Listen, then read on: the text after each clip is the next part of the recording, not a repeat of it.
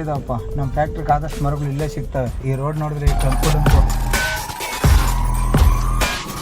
Forest ಸಿಗ್ತಾನೋ ಇಲ್ಲ ಇದರಲ್ಲಿ ಎಲ್ಲೋಗಿದಾನೋ. ಅಬ್ಬಬ್ಬಾ, ಈ ರೋಡು ಎಷ್ಟು ಖರಾಬ್ ಆಗೈತೆ. ಈ ಫಾರೆಸ್ಟ್ ಆಫೀಸ್ಗೆ ಬರೋದಷ್ಟು ಸಾಕೋಗೈತಪ್ಪ. ಫಾರೆಸ್ಟ್ ಆಫೀಸರ್ ಇದ್ದಾರೆ, ನೋಡೋಣ.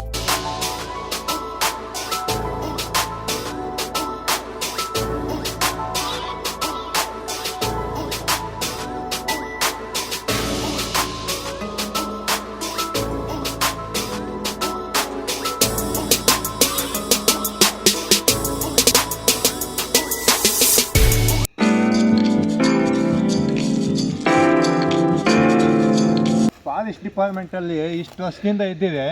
ಇಷ್ಟು ದಪ್ಪ ಮರ ಆಗಿದೆ. ಯಾವಾಗ ಸೇಲ್ ಆಗ್ತದೆ ಏನೋ, ಯಾರು ಬರ್ತಾರೆ ಏನೋ, ಯಾವಾಗ ನೋಡ್ತೀವೋ ನಾವು ಸೇಲ್ ಆಗೋದು.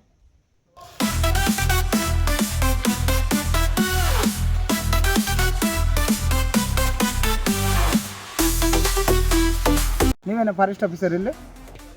ಹೌದು, ನಾವೇ ಫಾರೆಸ್ಟ್ ಆಫೀಸರು.